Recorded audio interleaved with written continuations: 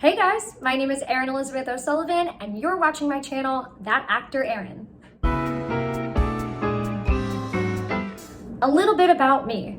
I have been a professional actor for over 10 years now. God, that's weird to say. And in that time, countless friends have come to me with a ton of questions like, how do I get started in the industry? How do I get an agent? What do I need to do for my first reel? How do I become SAG-AFTRA? And many, many more. So I'm gonna aim to answer all of those questions and more on my channel. I'm gonna try to post 2 videos a week, under 5 minutes each. But if you have a specific question or anything you want me to chat about, please comment down below and make sure you subscribe so you don't miss a video. All right, let's get started. Today's video is for all of you who are just starting out in the industry, and it is the top 3 things you need to start out as an actor. Number 1, headshots. Headshots are an actor's calling card in the industry. They are going to be your first impression in front of casting directors, agents, sometimes directors, producers, and they're gonna give those folks a little taste of who you are as an actor, the characters you can play, and who you are as a person, which is exactly what you want. Because as an actor, the thing that makes you unique is you. Question, do they have to be professional? Yes. Another time for the people in the back. Yes, they do. Now, do you have to go to the same photographer that takes Julia Roberts headshots? No, but you do need someone who has a professional camera and who has a knowledge of how to get a professional shot, ideally those who are trained in doing actors' headshots. Number 2, a resume. But Erinn, I've never done anything professional. I don't have anything to put on a resume. I bet you have things to put on there that you don't even know about. For example, have you ever taken an acting class? Yes?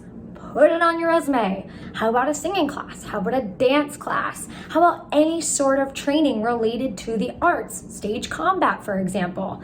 Put it on your resume. Now, we'll get into resumes and everything you should have on your resume in another video, but I wanted to give you a few tips and tricks here. Special skills is a section on your resume. Do you know how to horseback ride? Do you know how to speak Spanish? Do you love roller coasters? All of these things should be in your special skills. It's what makes you unique. Even if you have no professional experience, you have a few things on your resume. Number 3, there are certain subscription services that every actor needs to have, whether they're just getting started or whether they are a professional doing this for 10 plus years. Number 1, Actors Access. Casting directors will come onto this platform and say, I am looking for this specific character. If it fits you, submit yourself for it. If they like your headshot, your resume, if they resonate with you as the character, they'll ask you to audition. But we'll get into that in another video.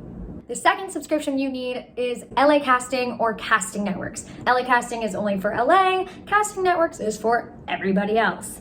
It is the exact same as Actors Access. You can submit yourself for an audition, and if the casting director thinks, yeah, you would be a good fit, they'll ask you to audition. The third subscription that you absolutely need to have is Imdb Pro. But Erinn, Imdb is free.